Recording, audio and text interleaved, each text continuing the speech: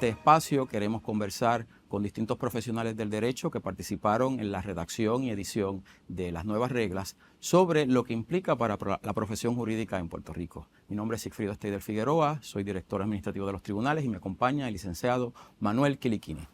Aunque las reglas son más específicas y establecen unos deberes mucho más detallados, no abandonan los principios de la ética profesional, sobre todo de la ética que regula la práctica de la abogacía. El capítulo 8 en particular tiene que ver con la integridad de la profesión legal. Ese es un capítulo que reconoce un principio y lo incorpora en su título y que trata distintos aspectos, particularmente lo que tiene que ver con la admisión al ejercicio de la abogacía, aspectos disciplinarios, los comentarios falsos o engañosos que puedan hacer quienes ejercen la abogacía sobre jueces, autoridades adjudicativas y representantes del Ministerio Público, además de otros deberes que tienen con relación a mantener la integridad y evitar comportamiento impropio. Manolo, tú participaste en el subcomité dentro de la comisión especial que atendió precisamente estas reglas. ¿Qué aspectos consideras que son los más relevantes que pueden ser de interés para toda la profesión legal? Mira, uno de los aspectos más importantes para mí es lo que mencionaste sobre el respeto que tiene que haber hacia el juez, hacia los funcionarios, pero también incluye algo que en nuestra jurisprudencia se ha visto varias veces, es el respeto a los funcionarios del tribunal. Se le debe la misma consideración que a un juez y a un fiscal, y eso es importantísimo. Hay varios casos, si me permite, sí, que precisamente extienden ese deber de respeto al tribunal de manera muy particularizada a personal de secretaría, de alguacilazgo, y que generaron unos casos disciplinarios importantes, imponiendo responsabilidad a abogados que habían actuado o se habían comportado de una manera impropia con funcionarios de apoyo a la función judicial. Y aquí esta norma incorpora lo que ya sabíamos por medio de la jurisprudencia.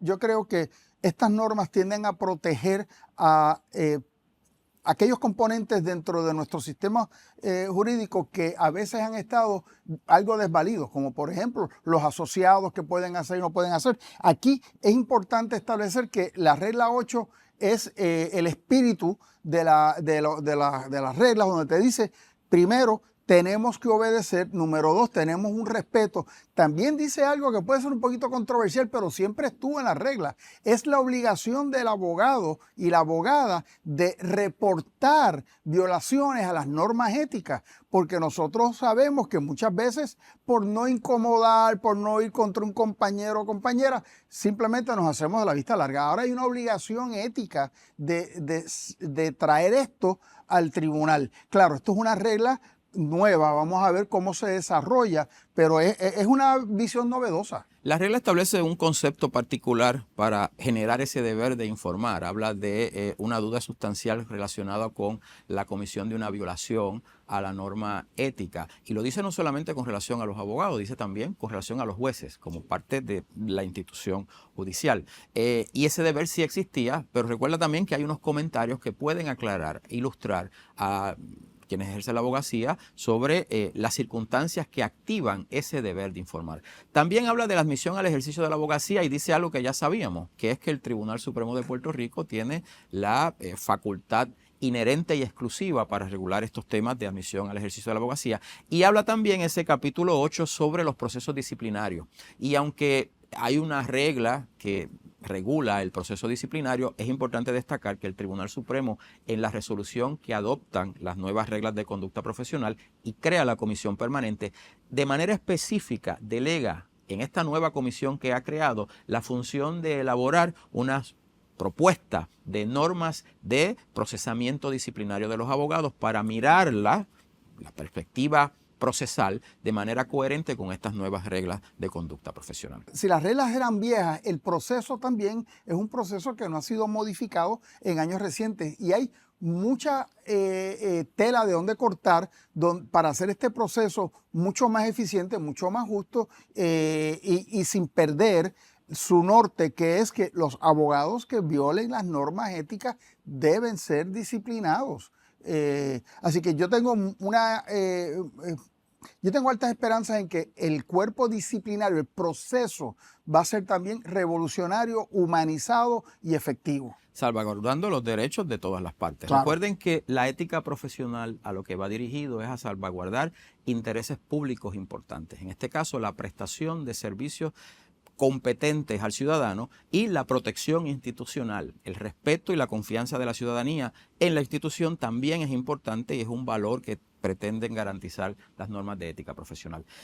El capítulo 6 trata sobre los deberes de los abogados frente a la sociedad. Fíjense que mantiene el concepto del Código de 1970 de reconocer que los abogados tienen deberes frente a la sociedad. En particular, ¿cuáles son esos deberes? Se recoge algo que es muy interesante, que es el deber de rendir servicios pro bono. El problema es que los abogados hemos visto la palabra pro bono asociada con el reglamento de abogados de oficio, pero hay una realidad. Una porción sustancial de nuestra población no recibe servicios legales a pesar de requerirlos, de necesitarlos.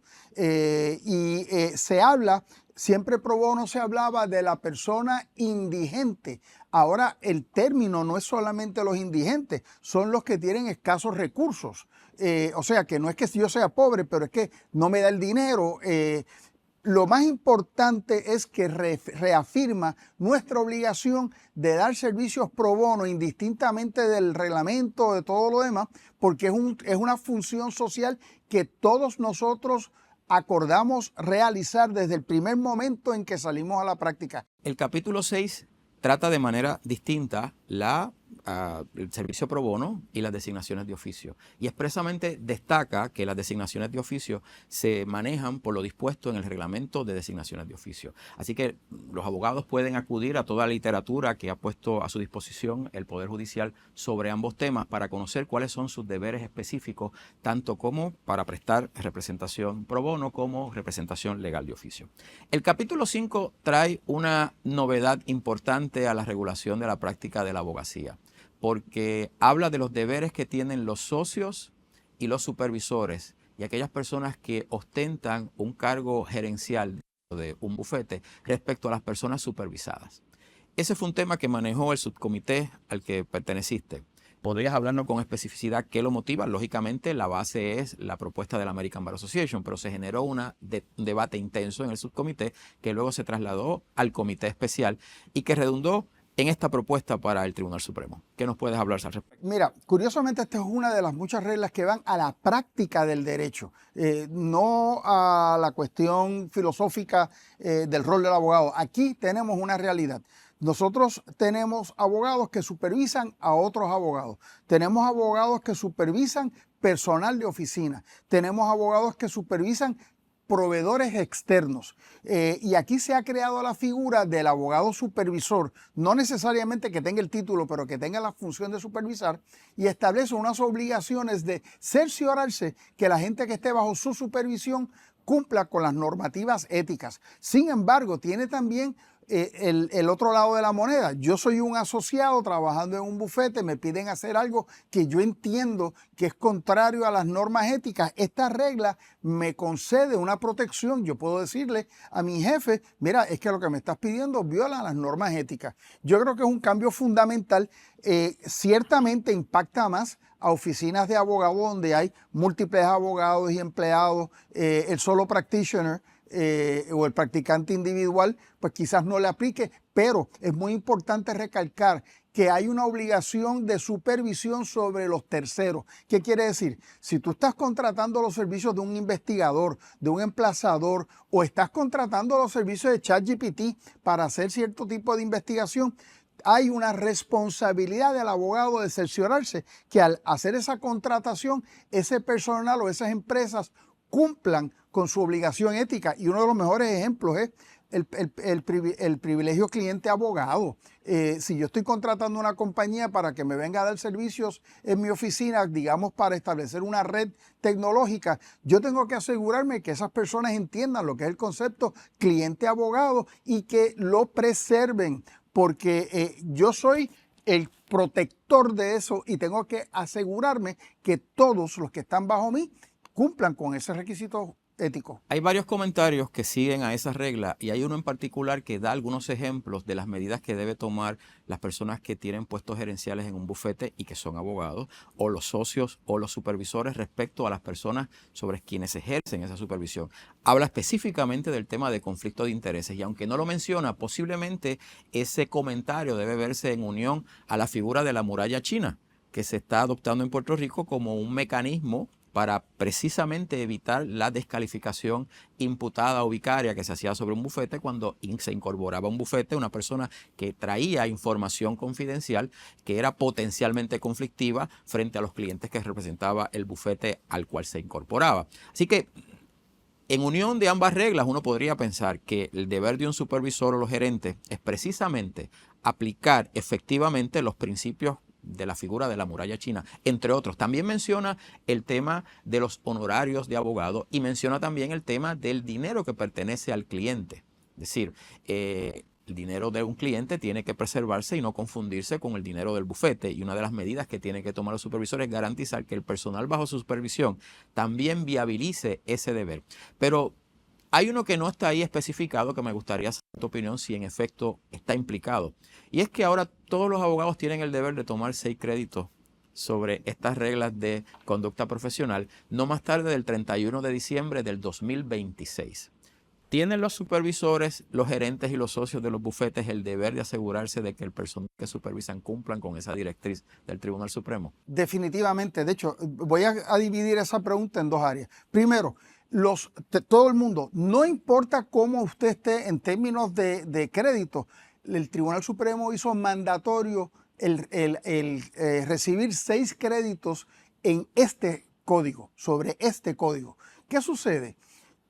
Si yo estoy supervisando, yo tengo una obligación de que todo mi supervisado reciba estos 6 créditos, pero es que va un paso más lejos. El personal de oficina tiene que ser adiestrado sobre los cambios que van a alterar la función que ellos están realizando, secretarias, paralegales, law clerks, porque incide en esa función. Así que la obligación del abogado que supervisa es asegurarse que todo el mundo entienda, porque uno de los ejemplos más importantes es el ejemplo de conflictos de intereses.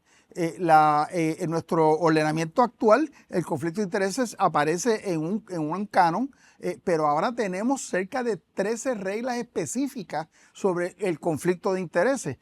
Así que nuestra obligación en la práctica es asegurarnos que todo el mundo que esté bajo nuestra supervisión en la oficina, sea abogado o sea personal de apoyo, entiendan estas reglas. Claro, al personal de apoyo no se le hace un requerimiento de certificarse, pero esa obligación va a ser del abogado porque la obligación del abogado es personalísima y directa con respecto a cualquier violación ética que puedan realizar el personal de apoyo. Recibir 6 créditos de instrucción sobre esta regla no es suficiente. Esta es una regla que tiene 216 páginas. Y adopta nuevas figuras. Yo le exhorto a todos los abogados y abogadas que no se queden con los 6 créditos. Es necesario el continuo aprender de estas reglas porque son amplias y los 6 créditos no hay manera que se pueda cubrir todo en el nivel de detalle que se tiene. Así que los exhorto, sigan cogiendo más cursos sobre estas reglas de conducta porque son muy importantes y son muy complejas y les va a ayudar a ustedes a mejorar su práctica. Gracias, licenciado, por estar con nosotros. Comenzamos un periodo de educación, de formación de nuestra profesión legal sobre un nuevo cuerpo de reglas de conducta profesional que todos deseábamos que llegara. Fueron 55 años que tuvimos un código que tenía su valor, cumplió su propósito, fue interpretado por el Tribunal Supremo y ahora tenemos unas nuevas reglas. Es el deber de todos los que ejercemos la abogacía y la notaría prepararnos en su contenido. Desde el Poder Judicial estaremos prestos a colaborar en esa ingente tarea de distintas maneras y estas cápsulas que estamos desarrollando cumplen ese objetivo.